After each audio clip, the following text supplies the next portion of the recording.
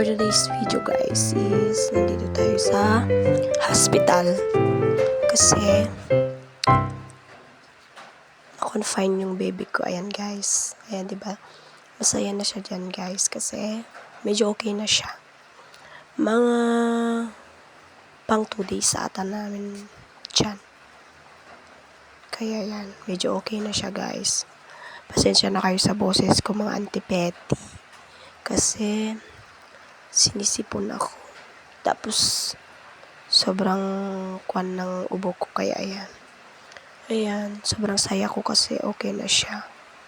Kaya, nag-video na ako dito mga antipeti. Actually, dito pa rin kami sa hospital. Dito mga anti, kaya ayan. Inaasar ko siya, tapos binibidyohan ko yan.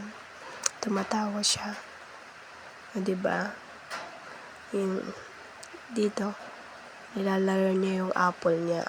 Ginawa niyang duyan yung face mask ng papa niya. Nakakatawa.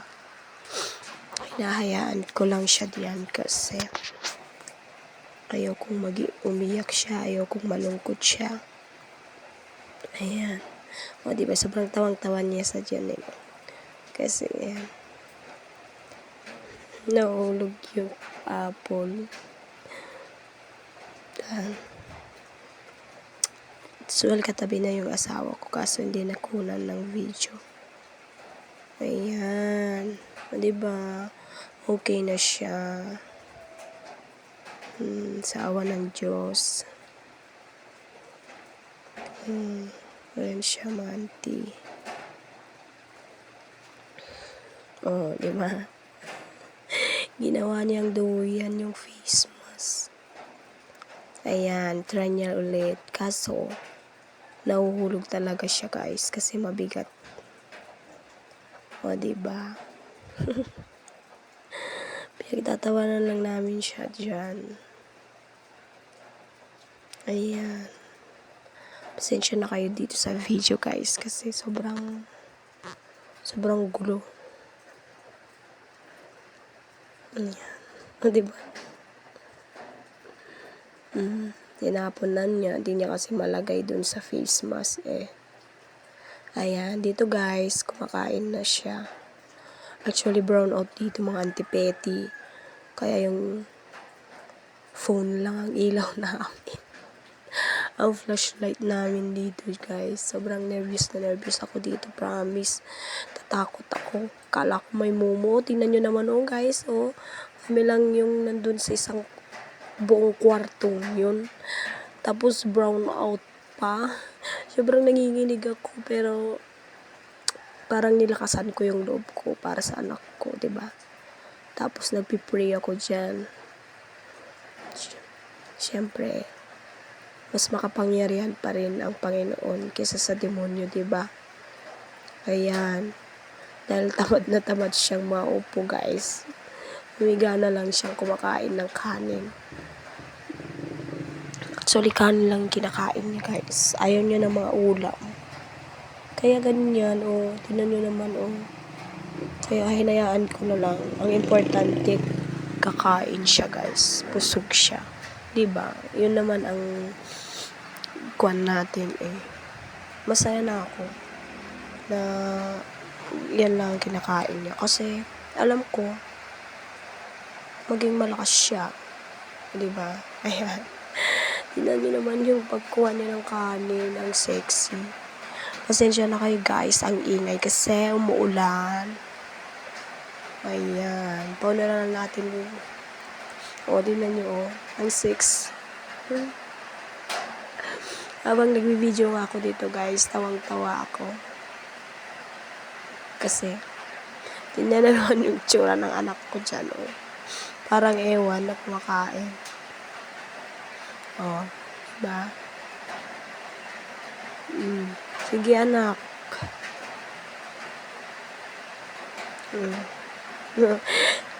Pinupulot pa pag na may nahulog May kutsara naman, ayaw naman gamitin.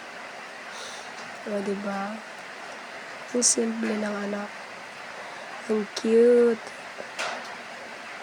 Sige, kain ka lang, baby ko. Ayan.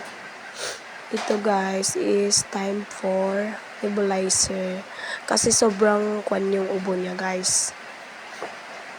Parang ano, yung ubong masakit sa lalamunan, masakit sa dibdib. Parang yung ubong ganun mga auntie. Kaya ayan.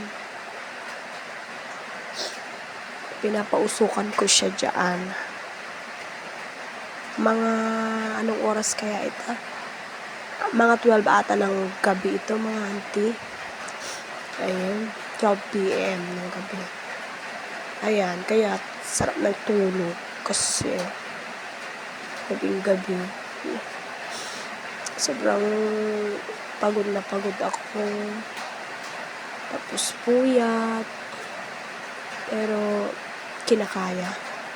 Kasi mahal na mahal ko ang anak ko. Mga antipeti. Kakayanin natin para sa mga anak natin. Lahat ng pagsubok, kakayanin natin para sa anak natin. 'Di ba? O ayan, tingnan nyo naman mga auntie. 5 beds. Tapos kami lang yun. Kami lang ng anak ko. 'Di ba? Ayan. Tulog pa rin siya. Sarap ng tulog niya. Nagpapahinga. Kaya hinahayaan ko lang siya para bumawi naman siya ng lakas. Ayan. Hindi ako masyadong nag-video dun sa loob guys. Kasi sa kwarto lang namin ako nag-video. Kasi bawal daw. Ewan ko kung bakit. Nakapaskil doon na bawal mag-video sa akin. Kaya ayan. Diyan lang ako sa kwarto. Yan. Diba? Dito, nag-video ako. Ayan. So, sobrang sakit ng ulo ko dyan mga auntie. Kaya ayan. Nag-video na lang ako. Para sobrang sakit talaga ng ulo ko dyan ng antipeti. Kaya yan. Binidyonan ko na lang yung baby ko. Kasi ang boring talaga guys. Kasi kayo lang dun sa kwarto sobrang boring. Kung walang cellphone ay nako. Ewan ko na lang.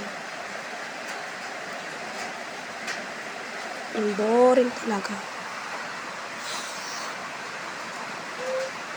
Tapos samahan nyo pa ng brown out. Ang init-init. Thank you for watching guys.